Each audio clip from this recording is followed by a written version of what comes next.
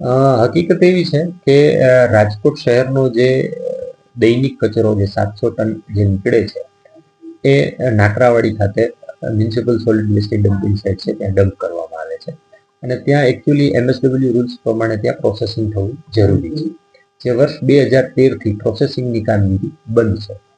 Corporation દ્વારા વારંવાર ટેન્ડરો બહાર પાડી નવી નવી કંપનીઓને કામ આપવામાં આવે છે, પરંતુ સ્થાનિકે આવી કોઈ કામગીરી થતી નથી. તેને લઈ આજુબાજુના વિસ્તારમાં પર્યાવરણના પ્રશ્નો બહુ મોટે પાયે ઊભા થયા છે. ત્યાંના જળ, જમીન અને જે પાણી છે એ બધું પ્રદૂષિત થયું છે અને તે બાબતે ગ્રામજનો અને અમે છેલ્લા 10 વર્ષથી સતત કોર્પોરેશનની સામે લડત ચલાવી રહ્યા છીએ.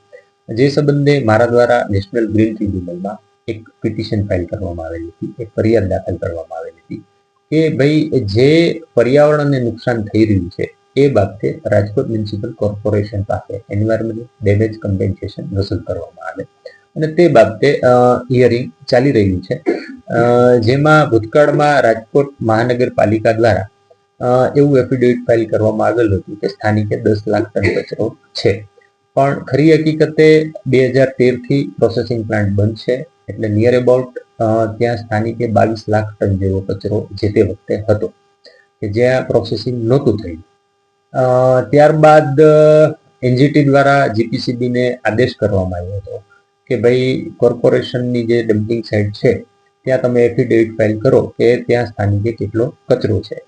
જે છેલ્લું હિયરિંગ થયું તેમાં ગુજરાત પોલ્યુશન કંટ્રોલ બોર્ડ દ્વારા એવું કહેવામાં આવ્યું કે ત્યાં સ્થાનિકે 7.5 લાખ ટન કચરો હજી પડેલો છે, એટલે એનું કેલ્ક્યુલેશન કરતા અંદાજે 22.5 કરોડ રૂપિયા જેવું જે નુકસાન જે છે એ થઈ રહ્યું છે એવું રેકોર્ડ ઉપર આવ્યું.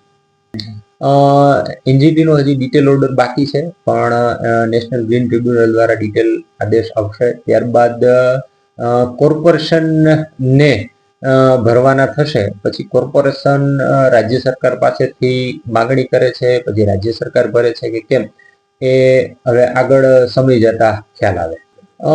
જેમ રાજકોટ શહેરને સ્વચ્છ રાખવાની ખેવના રાજકોટ મહાનગરપાલિકા કરે છે, તેમ અમે સ્થાનિકો પણ એવું ઈચ્છીએ કે જે ગામ આખા રાજકોટ શહેરનો કચરો સાચવે છે તો એની જવાબદારી રાજકોટ મહાનગરપાલિકાને છે સાફ રાખવાની.